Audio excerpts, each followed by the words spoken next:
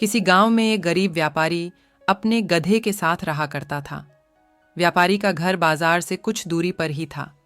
वह रोज गधे की पीठ पर सामान की बोरियां रखकर बाजार जाया करता था। व्यापारी बहुत अच्छा और दयालु इंसान था और अपने गधे का अच्छी तरह ध्यान रखता था। गधा भी अपने मालिक से बहुत प्यार करता था, लेकिन गधे की एक समस्या थी कि वह बहुत आलसी था। उसे काम करना बिल्कुल अच्छा नहीं लगता था। उसे सिर्फ खाना और आराम करना पसंद था। एक दिन व्यापारी को पता चला कि बाजार में नमक की बहुत मांग है। उस दिन उसने सोचा कि अब वो बाजार में नमक बेचा करेंगे। जैसे ही हाट लगने का दिन आया, व्यापारी ने नमक की 4 बोरियां गधे की पीठ पर लादी और उसे बाजार चलने के लिए तैयार किया। व्यापारी गधे के आलसीपन के बारे में जानता था, इसलिए गधे के न चलने पर उसने गधे को 1-2 बार धक्का दिया और गधा चल पड़ा।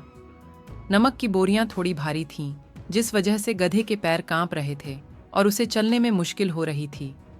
किसी तरह गधे को धक्का देते हुए व्यापारी उसे आधे रास्ते तक ले आया। व्यापारी के घर और बाजार के बीच एक नदी पड़ती थी, जिसे पुल की मदद से पार करना पड़ता था।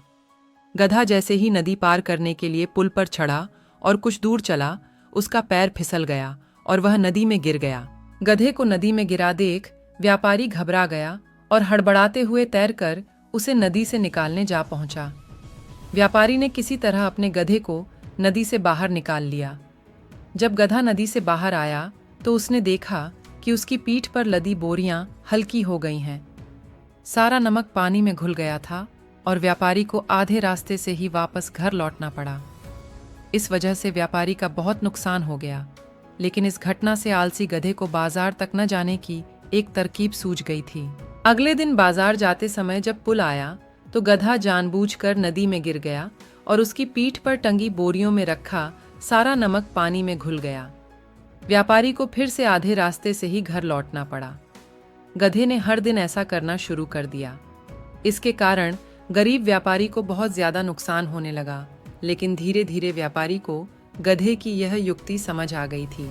एक दिन व्यापारी ने सोचा कि क्यों न गधे की पीठ पर ऐसा सामान रखा जाए जिसका वजन पानी में गिरने से 2 गुना हो जाए। यह सोचकर व्यापारी ने गधे की पीठ पर रुई से भरी बोरियां बांध दी और उसे लेकर बाजार की ओर चल पड़ा।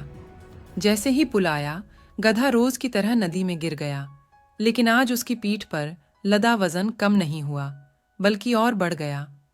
गधा इस बात को समझ नहीं पाया। ऐसा अगले 2 से 3 दिन तक होता रहा।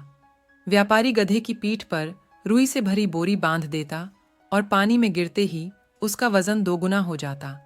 आखिरकार गधे ने हार मान ली। गधे को अब सबक मिल चुका था। चौथे दिन जब व्यापारी और गधा बाजार के लिए निकले तो गधे ने चुपचाप पुल पार कर लिया।